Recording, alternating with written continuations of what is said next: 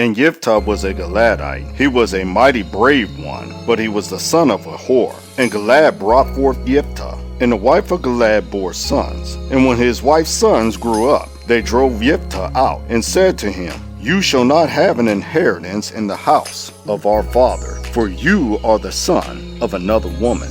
And Yiftah fled from his brothers, and dwelt in the land of Tob. And worthless men banded together with Yiftah, and went out with him. And it came to be some time later that the children of Ammon fought against Yisrael. And it came to be when the children of Ammon fought against Yisrael that the elders of Gilead went to bring Yiftah out of the land of Tob. And they said to Yiftah, Come, and you shall be our commander, and let us fight against the children of Ammon. But Yiftah said to the elders of Gilead, Did you not hate me, and drive me out from my father's house? Why have you come to me now, when you are in trouble?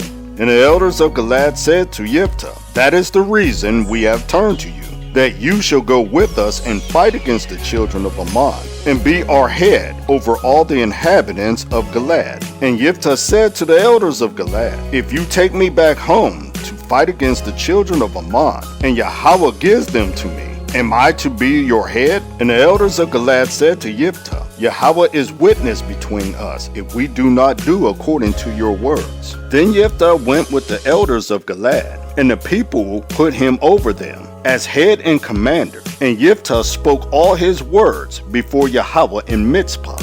And Yiftah sent messengers to the sovereigns of the children of Ammon, saying, What is it between you and me, that you have come to fight against me in my land? And the sovereigns of the children of Ammon said to the messengers of Yiftah, Because Israel took my land, when they came up out of the land of Mitzrayim, from Ammon as far as the Yabok, and to the Jordan, and now give back those lands in peace. But Yiftah again sent messengers to the sovereign of the children of Ammon, and said to him, This is what Yiftah said, Israel did not take the land of Moab, nor the land of the children of Ammon. For when they came up from Mitzrayim, and Israel walked through the wilderness, as far as the Sea of Reeds, and came to Kadesh, then Israel sent messengers to the sovereign of Edom, saying, Please let us pass over through your land. But the sovereign of Edom would not listen.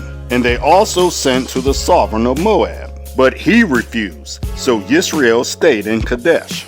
Then they went through the wilderness, and around the land of Edom, and the land of Moab, and came to the east side of the land of Moab, and encamped beyond Ammon. But they did not enter the border of Moab, for Ammon was the border of Moab. And Israel sent messengers to Sihon, sovereign of the Amorites, sovereign of Heshbon. And Israel said to him, Please, let us pass over through your land to our place. But Sihon did not trust Israel to pass over through his border. And Sihon gathered all his people together, and they encamped in Yahatz, and fought against Israel. And Yahweh Elohim of Israel gave Sihon and all his people into the hands of Israel, and they smote them. So Israel took possession of all the land of the Amorites, the inhabitants of that land. Thus they took possession of all the borders of the Amorites, from Ammon to the Yabok, and from the wilderness to the Jordan. And now Yahweh Elohim of Israel has driven out the Amorites from before his people Israel. Should you then possess it? Whatever Kamash your mighty one gives you to possess, do you not possess it? And all that which Yahweh our Elohim takes possession of before us, we possess.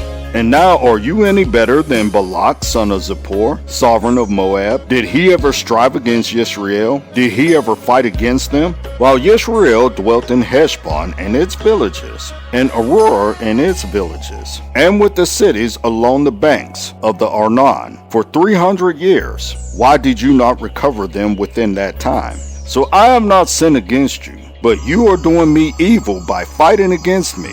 Let Yahweh the judge today between the children of Israel and the children of Ammon.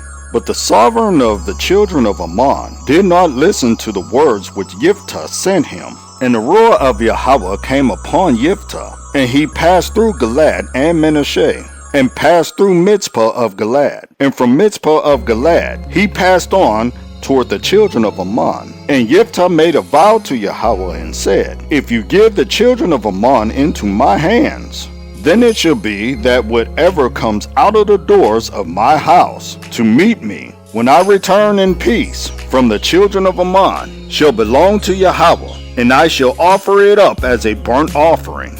Jephthah then passed on toward the children of Ammon to fight against them, and Yahweh gave them into his hands. And he smote them from Aurora as far as Manith, 20 cities, and to Abel Kiramim, with a very great smiting. Thus the children of Ammon were humbled before the children of Israel. And Jephthah came to his house at Mizpah, and saw his daughter coming out to meet him, with timbrels and dancing. Now except for her, he had neither son nor daughter.